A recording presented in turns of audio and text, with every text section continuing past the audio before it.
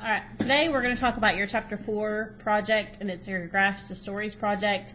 Notice that you have a due date of October the 27th and a bonus due date of October the 24th. That's this Friday. I'm sorry, this Friday is your bonus due date, and October the 27th is next Monday.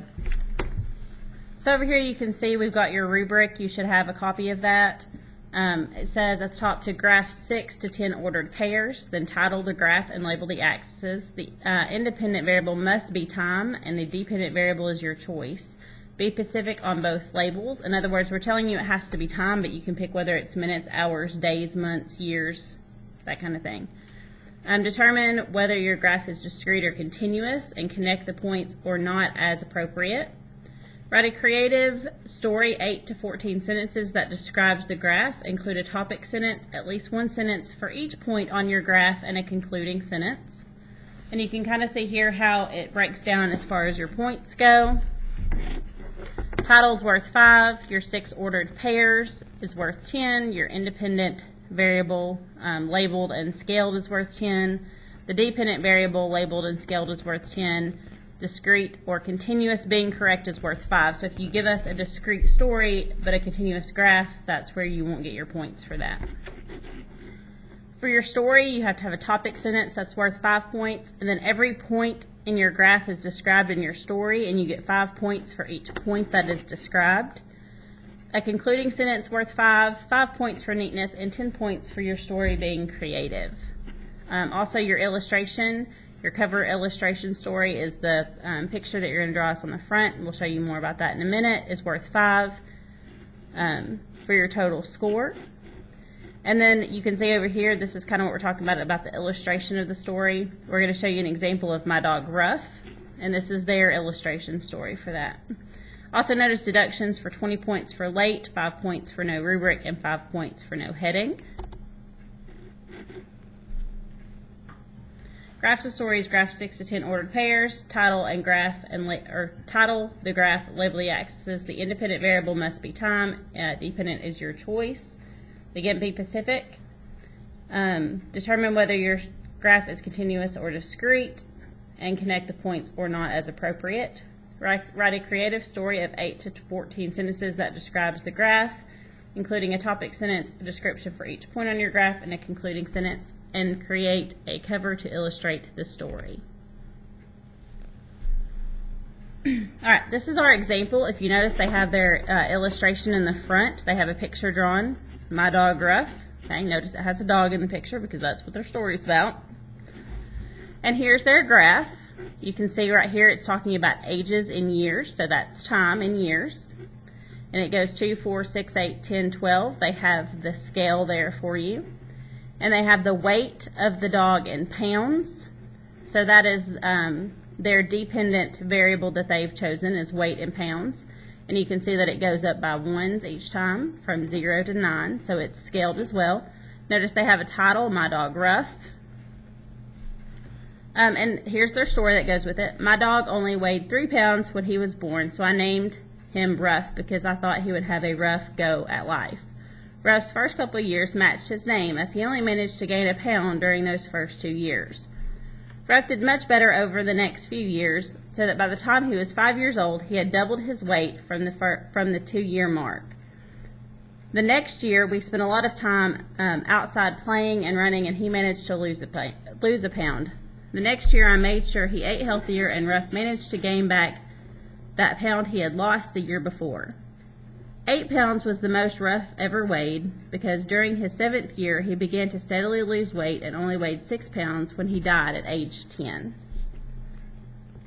It says write a creative story of 8 sentences that describes the graph. Include a topic sentence, 1 sentence for each point on your graph, and a concluding sentence, and that's what we've done here.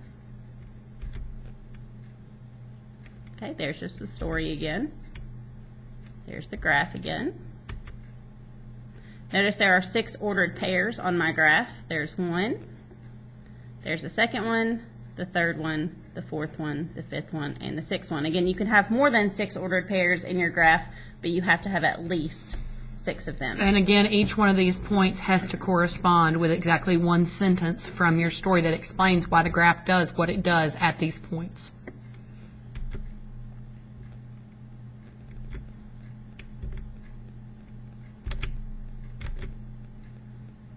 says make sure you title the graph and label the axes. The independent variable must be time, and the dependent variable is your choice. Be Pacific.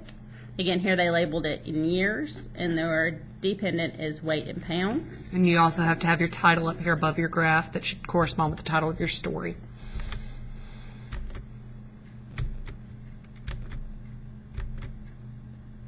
It says determine whether your graph is discrete or continuous and connect the points or not as appropriate. Here it would be appropriate to connect our points because the dog could weigh 3.5 pounds or 4.5 pounds. And obviously at some point in time between 3 pounds and 4 pounds, he did weigh 3.5 pounds because he had to get from one to the other.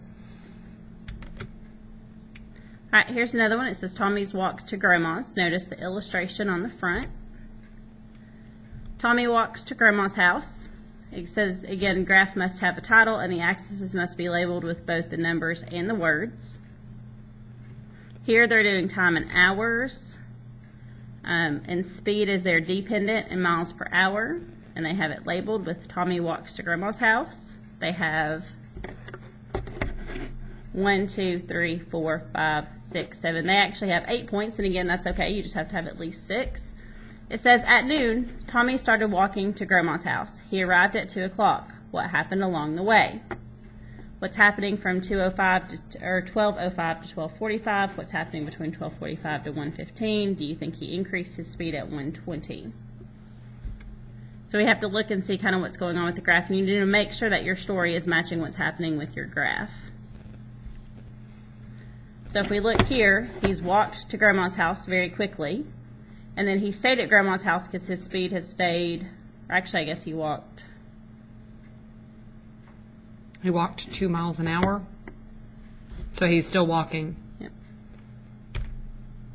Here I would say he stayed at Grandma's house because this is where his speed is 0, so he's probably already there. So what our story says here is at noon, Tommy started walking to his grandma's house. He quickly increased his pace to 2 miles an hour, so you see him speed up from 0 to 2 miles an hour. He walked along at a steady pace for about 45 minutes. So here our time has spanned about 45 minutes down here on the bottom of the graph.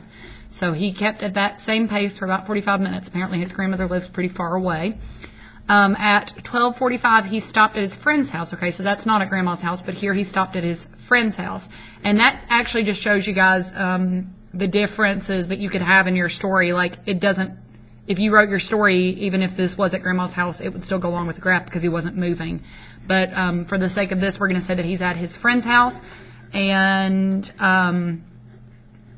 he stopped at his friend's house and played video games with her for half an hour. So you show him here for half an hour. He stopped there. So his speed is obviously 0. Then at 1:15 he left and continued on his way. So here he is continuing on his way. He had planned to walk at the same pace, but at 1:30 it began to rain. So here it shows it began to rain, so he started to run. And then he ran for 30 minutes until he got to the door of his grandmother's house. And so then obviously his speed stopped again. And again, notice how each, they have a title sentence, and each one of their points, there is a part of the story about that point and telling that it went up, that it stayed the same, that it decreased, that kind of thing. So you have to make sure that your story and your graph are matching and that you have one sentence for each one of the points telling what happened. Before you go, brainstorm at least 2 different ideas for your story. You need to come in with these tomorrow.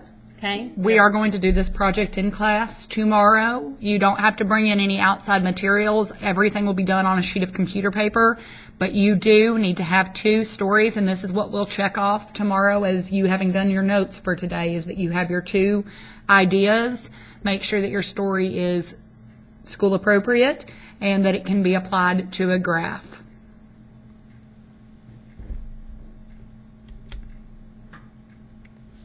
That is the end of your video. Thank you for watching.